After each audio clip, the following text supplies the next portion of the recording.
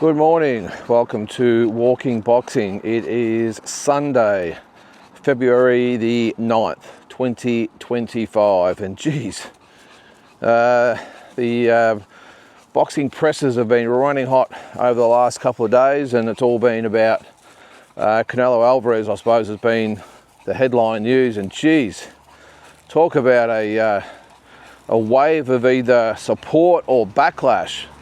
I mean, I think it's pretty official, not that it hasn't been any different for the last few years, but Canelo Alvarez on that esteemed list of fighters that just cannot do anything right. Doesn't matter who they fight, when they fight them, what weight they fight them at, what the result is when they do actually fight, doesn't matter. He is scrutinised to the nth degree, like beforehand. The Floyd Mayweathers of the world, Julio Cesar Chavez's, Mike Tyson's, I'm sure there's heaps of fighters in between there, but it doesn't matter what they do. They are the villain to some people. A lot of people on the opposite side. I'll explain about it in a minute, but it didn't go down too well with a few people yesterday. I was, if you've seen the video yesterday, was very relieved that Canelo Alvarez will not be fighting Jake Paul. I'll get to Jake in a second, but he will be fighting Terence Crawford in September and has another 3 fights on his contract with Riyadh season. I think it's great that the biggest star in boxing has signed with the biggest promoter in boxing. Is Turki Al Sheikh actually the promoter, or he just works in conjunction with the other promoters to put it on? Whatever, doesn't matter. He's the most powerful man in boxing. So the most powerful fighter in boxing is linking up with the most powerful power broker, if you want to call him that, in boxing. But geez, I'll talk about the upside for starters. Again, I touched on this yesterday. Thankfully, Canelo came to his senses. Maybe they did just put it out there to the masses to see what sort of response they would get, and what came back obviously gave them a very, very good impression of how the fight would be received, and it was shelved within 24 hours. So a lot of people are happy about that, but then actually one person who wasn't happy about it though is Jake Paul. Now Jake got onto his socials yesterday, and look, I've got to admit, made a couple of good points. He flashed the contract to the camera. I'm pretty sure he called Canelo a bitch, amongst other things. Was it the pink redhead or something, whatever it was. Good on you, Jake Paul. But he did surprisingly flash the contract in front of the screen and showed Canelo Alvarez's signature. So this is the very interesting thing about the whole situation. He showed the contract with what looked like Canelo Alvarez's signature on that contract. So what happens then? Is there a cooling off period that they're allowed to pull out without any ramifications? Does Jake Paul now go legal, saying, well, I've got a signed contract, I'm going to block you fighting or signing a contract with any other promoter or fighter? Who knows? But all that aside, I'm sure that will play out. And I've just got a feeling that Canelo Alvarez and his team, being again the most powerful people in boxing, would have maybe checked the legal obligations if it did actually happen, or was the case that he'd signed the contract. Canelo didn't refute it though. I was going to maybe say that maybe it was a fake signature or something like that, but Canelo didn't say anything about it, and he only had a brief word on social media that didn't really say a lot. But the other things he did say about him, and look, again, it made sense. He said, you only fight real fighters, because that was one of the comments that Canelo said, I only fight real fighters. And Turki Al Sheikh said the same thing as well. He said, I do not fight YouTubers. Well, the signed contract might suggest otherwise. But all that aside, Jake Paul did say, he said, doesn't matter who you fight this year, it will not be as big as any of my fights. And look, he's correct. He is correct. You can't dispute that. I mean, that fight with Mike Tyson, apparently they had 64 or 65 million people watching Netflix at that one time, or households, whatever it was, watching that fight at that one time. Just amazing. So he's probably correct in saying that. The other thing he did say was that, you know, you only fight real fighters, but you're fighting pretty much a blown up lightweight who's going up to 168, and at the same time you won't fight the other real fighter in David Benavidez. So look, he was harsh, he was scathing, but he had some points. He had some points, and maybe Canelo didn't have the answers to that, and it was just maybe just decided that he would just put out a brief 30-second clip and then let everyone else speak for him. But look, I'm definitely one of the ones who are all for it. As I said, that he's not fighting Jake Paul, and we'll go down this track with Riyadh's season. I think I said yesterday he'll fight in May in Saudi Arabia, back to Las Vegas for Crawford in September, and then 2 fights in February and October next year in Saudi Arabia. But the people that weren't happy, again, even though he'd done the right thing and turned his back on Jake Paul and signed the 4-fight deal with Turki Al-Sheikh, who no doubt have some, well, the best available fighters there for Canelo Alvarez. Maybe the May fight might not be that way. They're talking about Bruno Saras and Jamal Charlo. Yeah, I'm not liking those matchups at all, but look, we'll see what happens. But a lot of fans out there filthy with Canelo that he would even contemplate it, and they've taken the opportunity to really get stuck into him. All the ones that have always, probably for the last few years, have just nothing that he does is good enough. And I saw one writer actually say that he should be thrown out of the pound-for-pound rankings. I mean, come on, mate. I mean, we all talk about Trump derangement syndrome these days. Well, how about Canelo derangement syndrome? There's just people out there who are just delusional. This writer saying the fact that he even considered fighting Canelo, he should be out of the rankings.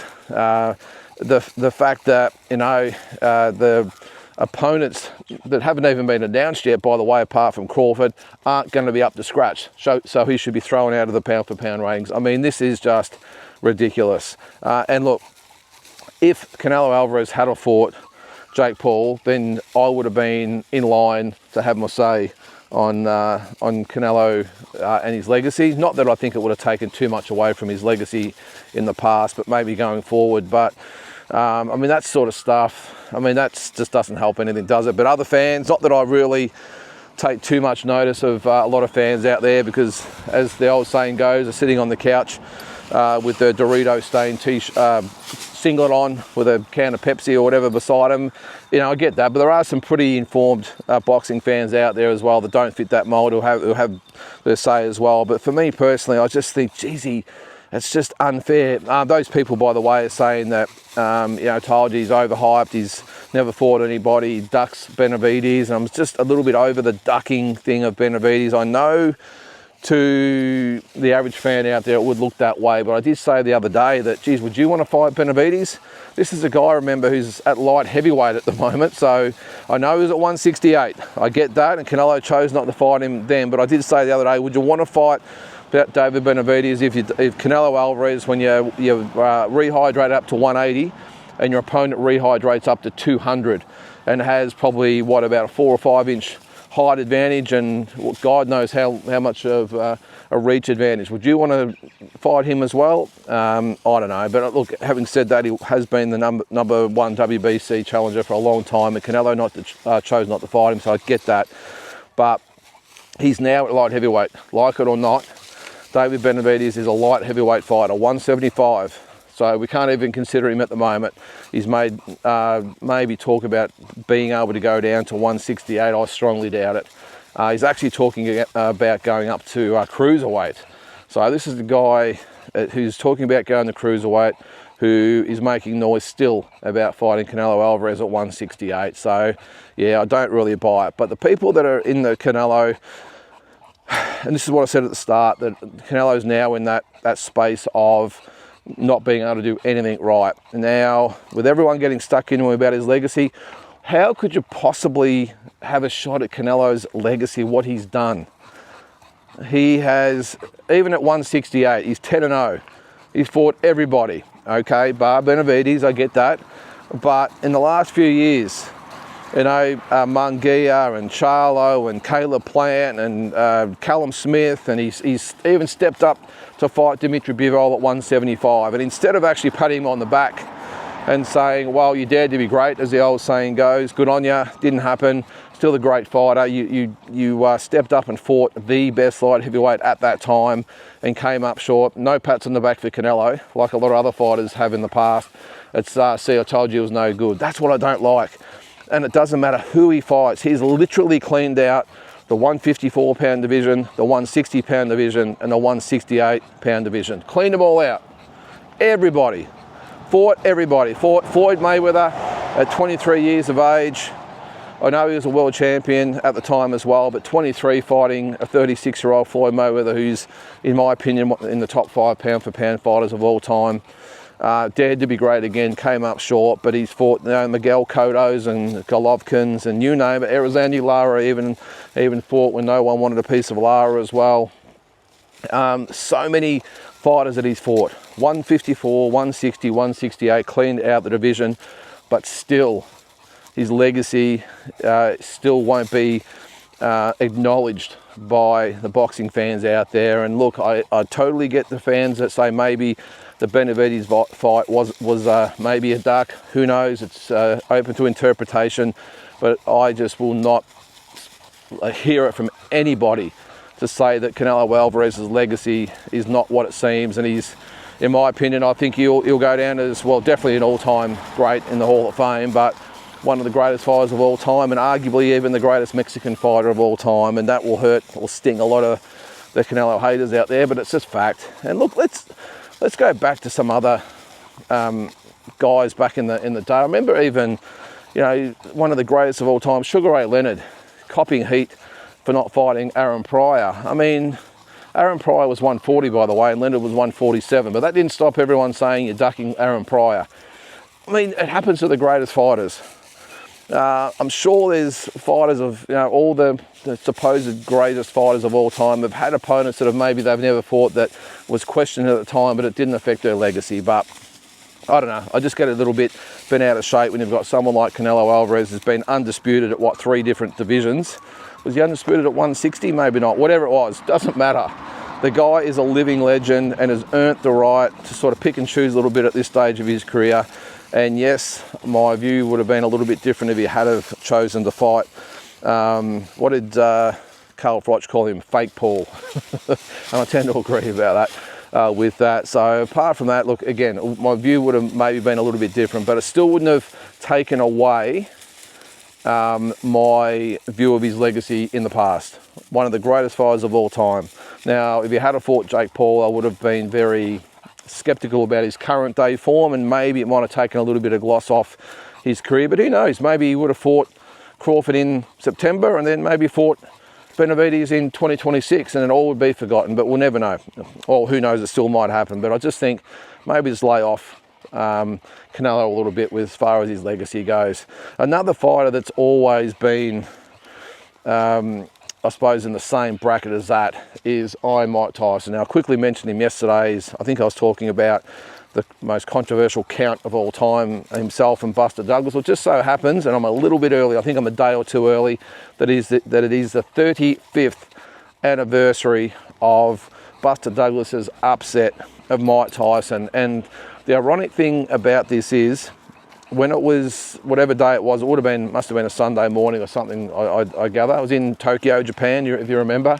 Well, you'd have to remember if you're a boxing fan, how could you forget? But the ironic thing is that this fight with Tyson and Douglas, I watched it at the pub of which I now own. Can you believe that? I've just taken on the pub in Bendigo, the British and American Hotel. I watched the fight as a 16-year-old back in 1990 at that very pub. Can you believe that? And that's what sort of got me thinking, wow, talk about nostalgia. Here I was as a 16-year-old kid. The owner let us in early because he did some sponsorship with us at the time to go and watch the fight. And here I am 35 years later as the owner of the same pub with, doing the same thing. I mean, back then there was no pay TV or whatever they call it back then with Foxtel. That didn't exist. It was all Sky Channel back then. And they were great times, they really were, but you had to go to a pub to watch it back then. You couldn't watch it at home. And as a 16-year-old on a Sunday morning, I think he might have even made us all bacon and eggs and all this sort of stuff to watch the fight. But all that aside, excuse me, the fight itself. Come, man, we're going to cross the road. Come this way, buddy. Mike Tyson now, I mean, this has gone down in folklore as just probably, come on, mate, come on, buddy. Oh, jeez, sorry about it. As one of the most talked about fights of all time. Buster Douglas, completely unknown, well, known to boxing fans, but completely unknown to the general public. He was supposed to just be one of those fights, probably a little bit like, I suppose, these days with Saudi Arabia. Tokyo, I got no idea why they put their hand up to put the fight there, but little did they know that they would be host of one of the greatest upsets, or probably the greatest upset of all time. And they paid big money to get Mike over there, and Mike was just on an absolute tear. He had beaten, well, in 1980, well, we'll go back a couple of years, 87 he fought, I think, 4 times in 4 world title fights, which is just crazy to think. 1988 he fought, was it 3 times, but all in the first 6 months of the year. He beat Tubbs, Holmes and Spinks within the space of 6 months. 3 fights in 6 months, which again is just crazy. Took the rest of the year off in 1988 and then came back in 89, and again, I think Carl the Truth Williams was probably his last dominant performance that he had. Frank Bruno was in there as well. But anyway, all that aside, 1990 comes around, and it was in obviously this time of year, so early February, and we just got a little dog back there, and you could probably tell that he wasn't in the best condition. They wanted to get him over there. It was almost like a, would you call it like a tourism exercise to get Mike Tyson over to Japan, and you could tell he was just in nowhere near the shape that he needed to be in. But I think we all agreed at the time that he didn't need to be. And Buster Douglas was probably seen as one of those fighters in the mould of a Tony Tubbs type of fighter, who was just like a capable fighter, but no threat whatsoever. The expectations were that Mike would iron him out in 3 or 4 rounds, and he'd go home and then aim for bigger fights, probably against the likes of Evander Holyfield and these types of guys after that. But of course, history would prove otherwise, and it was the beginning of the end for Mike Tyson as far as I'm concerned. Even in the fight itself, I didn't think he fought that badly. It was just like, I think the Mike Tyson that showed up probably would have ironed out probably anyone else, but for some reason on that day, and I know it's happened before and it's happened since and will probably happen again, is that James Buster Douglas just absolutely fought out of his skin. It was revealed afterwards that his mum had passed away just recently, or very close to the fight, and he was highly inspired by that and used it as motivation that he would not quit, he would not lie down, because he put in a very disappointing performance in 1987 when he fought Tony Tucker for the vacant IBF belt on the undercard of Tyson and Pinkland Thomas. And he'd been stopped in 10 rounds by Tony Tucker. Again, very disappointing fight by Douglas, and that's again why no one gave him an opportunity. He even struggled. I remember watching him fight a guy by the name of David Jaco. And Jaco was just a tall, rangy, I think calling him a journeyman would actually be pretty kind to him, actually. He'd just get bored in and just be an easy kill for anyone looking for an easy fight. I remember Mike Tyson knocked him out in a round, and he'd been knocked out a lot of times. And I remember watching him on the undercard of one of Mike's fights, actually, and he really struggled to go to an 8-round decision over David Jaco. And I remember thinking at the time, this guy's got talent, but I'm not sure he's got the ticker. And then when he got stopped by Tony Tucker, there was some serious doubts about him, but he got in there that day, or night, whatever it was over there, and might have even been during the day, whatever it was, to go back to American TV. But on that day, I just remember thinking, geez, in the first few rounds, Mike, you could tell, wasn't really switched on, just thought he'd go out there and get the job done. But Buster Douglas, he was just on his toes, spearing the jabs. He beautiful right hands. He was sort of picking to get through Mike's guard, and landed some really good shots. But I think the impression was is that after a few rounds, Mike would get to him, and once the heat went on him, he would probably fold like a deck chair. But he just didn't. When Mike come on in the later rounds, even though Mike was tired, by the way, he just got that Hail Mary shot, the big right uppercut, and down went Buster Douglas. And maybe it was his mother up above looking over him, but he got that long count. He got up. It was right at the bell as well, which helped.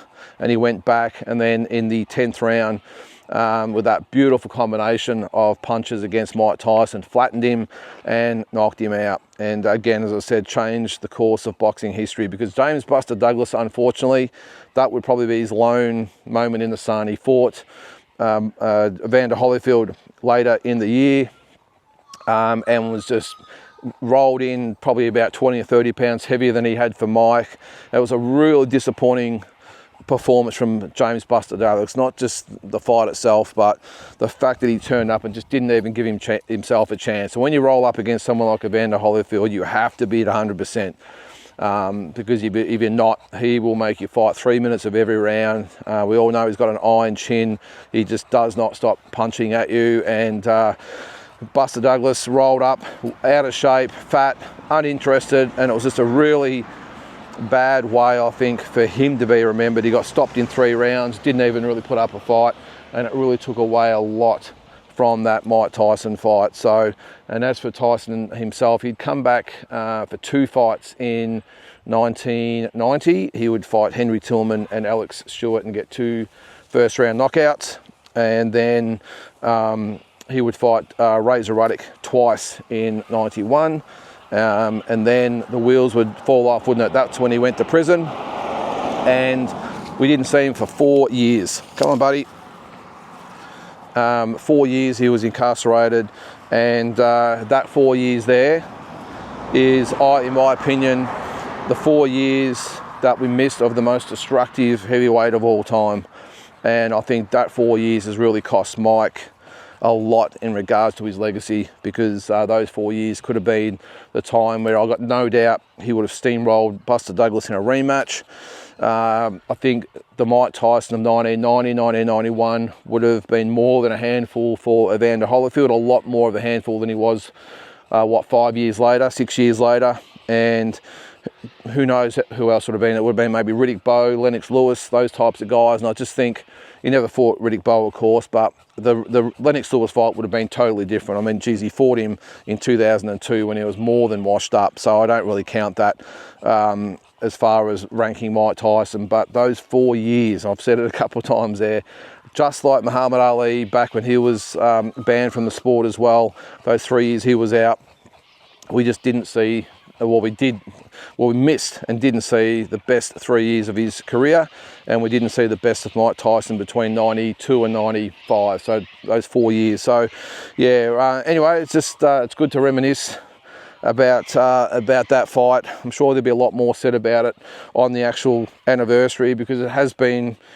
probably one of the most talked about fights for 35 years. Definitely the biggest upset in 35 years. Perhaps in the history of boxing, but it's amazing how that one fight just changed boxing and what could have happened, because I've got no doubt that Mike Tyson, even if he had a scare in that fight, you know, and just came back to win, I think it would have woken him up. And I know there's a lot of bad influences in his life at the time, so who knows, maybe if it wasn't Douglas, it could have been somebody else. But the other thing you can remember too is that even the following year he was actually scheduled to fight Evander Holyfield, and that's when he went to jail, I think it was, or was it? I think it was.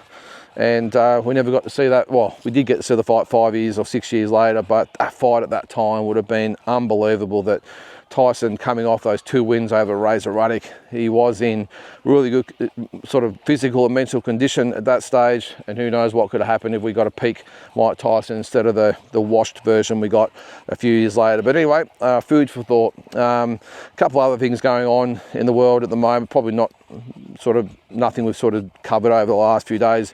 Has been confirmed that in a way we'll fight those 4 fights this year. I think they're talking about Murajon Akhmadaliev, or whatever his name is, MJ, in Saudi Arabia in December, which will be his Saudi Arabian debut, and then there'll be whoever he fights in the meantime. And I did see Joe Joyce is on the comeback trail. He's going to fight, who was he going to fight? Dillian White, sorry, brain fade there, Dillian White. I think that's mid-April, and I think on the undercard, Richard Rioport will be fighting,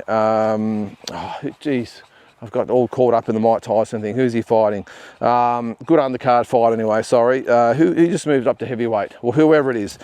That's probably the main things happening outside of the Canelo circus at the moment, but we'll talk more about that over the next few days, I'm sure. So guys, that will do today. Hope you enjoy your Sunday, and we will catch you tomorrow.